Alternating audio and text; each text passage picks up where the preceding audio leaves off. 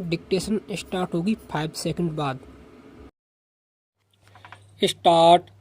अंग्रेजी को राष्ट्रभाषाओं की सूची में सम्मिलित करने के लिए जो सुझाव सदन के सामने आया है उसका विरोध हम इसलिए नहीं कर रहे हैं कि हमें किसी भाषा से दुश्मनी है। हम यदि अंग्रेजी भाषा के आधार पर विद्वान बने हैं तो यही कहकर कि हम उसी के द्वारा बने रह सकते हैं।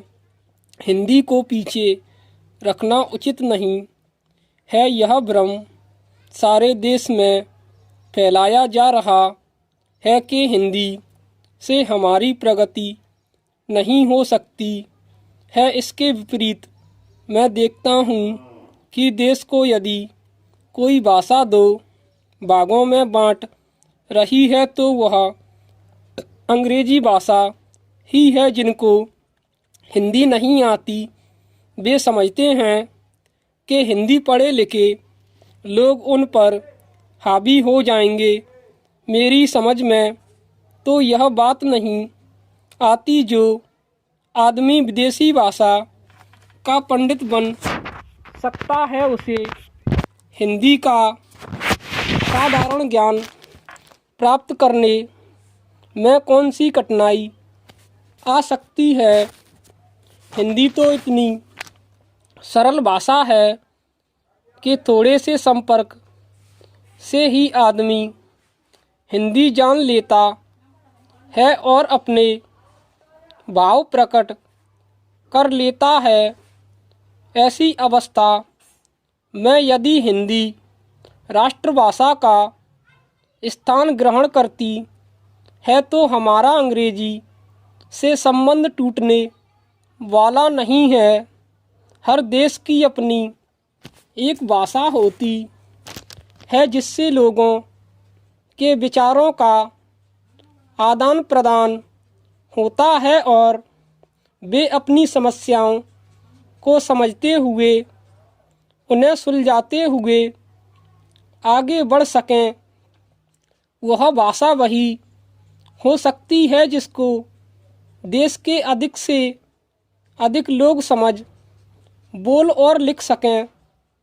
इस देश में केवल हिंदी को ही ऐसा स्थान प्राप्त है।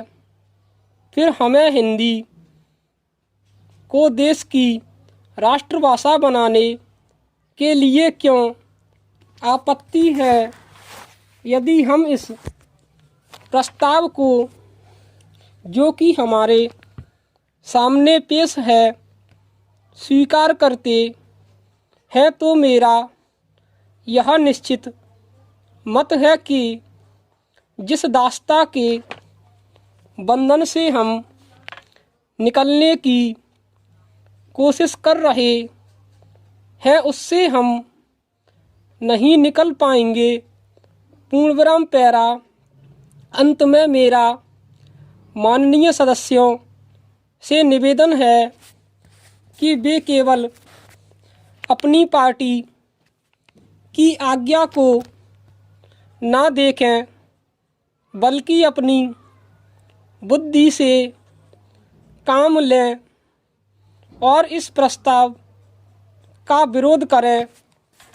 यदि यह प्रस्ताव पास हो जाता है जो कि बाद में कानून बनने वाला है तो वह आज़ादी जो हमने 200 सालों के बाद प्राप्त की है उसके फलने फूलने में बाधा आ सकती है। मैं सदस्य महोदय से भी प्रार्थना करूंगा कि वह अपना प्रस्ताव वापस ले ले।